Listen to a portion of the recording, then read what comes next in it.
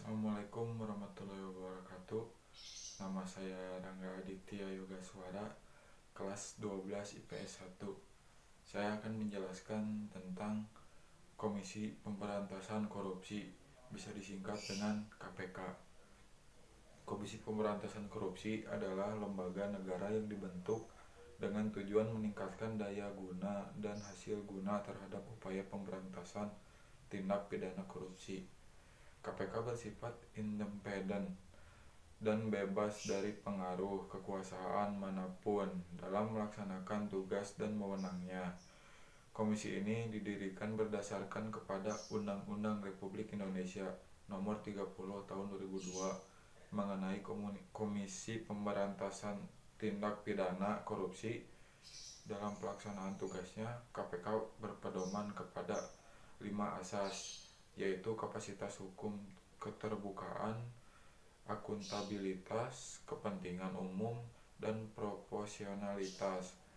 KPK bertanggung jawab kepada publik dan menyampaikan laporannya secara terbuka dan berkala kepada Presiden, DPR, dan BPK. Dan KPK dipimpin oleh pimpinan KPK yang terdiri atas 5 orang. Seorang ketua merangkap anggota dan 4 orang wakil ketua merangkap anggota.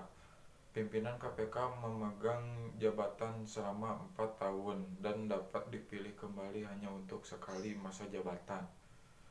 Dalam pengambilan keputusan, pimpinan KPK bersifat kolektif.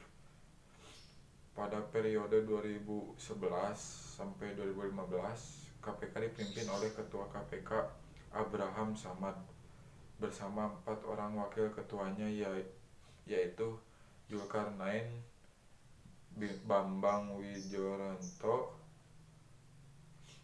dan lainnya.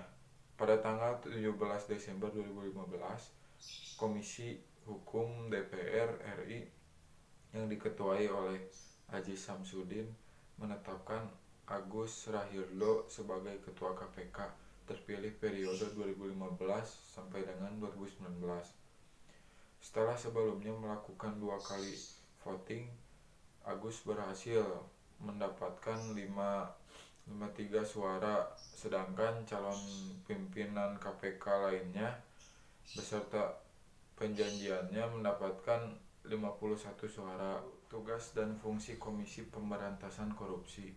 Komisi Pemberantasan Korupsi mempunyai tugas: 1. Koordinasi dengan instansi yang berwenang melakukan pemberantasan tindak pidana korupsi. 2. Supervisi terhadap instansi yang berwenang melakukan pemberantasan tindak pidana korupsi. Yang ketiga, melakukan penyelidikan, penyidikan, dan penuntutan terhadap tindak pidana korupsi. Yang keempat, melakukan tindakan pencegahan tindak pidana korupsi. Dan yang terakhir, yang kelima, melakukan monitor terhadap penyelenggaraan pemerintahan. Dalam melaksanakan tugas koordinasi, Komisi Pemberantasan Korupsi berwenang: 1. Mengkoordinasi penyelidikan dan penuntutan tindak pidana korupsi. Yang kedua, menetapkan sistem pelaporan dalam kegiatan pemberantasan tindak pidana korupsi. Yang ketiga, meminta informasi tentang kegiatan pemberantasan tindak pidana korupsi kepada instansi yang terkait. Yang keempat, melaksanakan dengan pendapat atau pertemuan dengan instansi yang berwenang melakukan pemberantasan tindak pidana korupsi. Dan yang kelima, meminta laporan instansi terkait mengatasi pencegahan tindak pidana korupsi. Terima kasih. Assalamualaikum warahmatullahi wabarakatuh.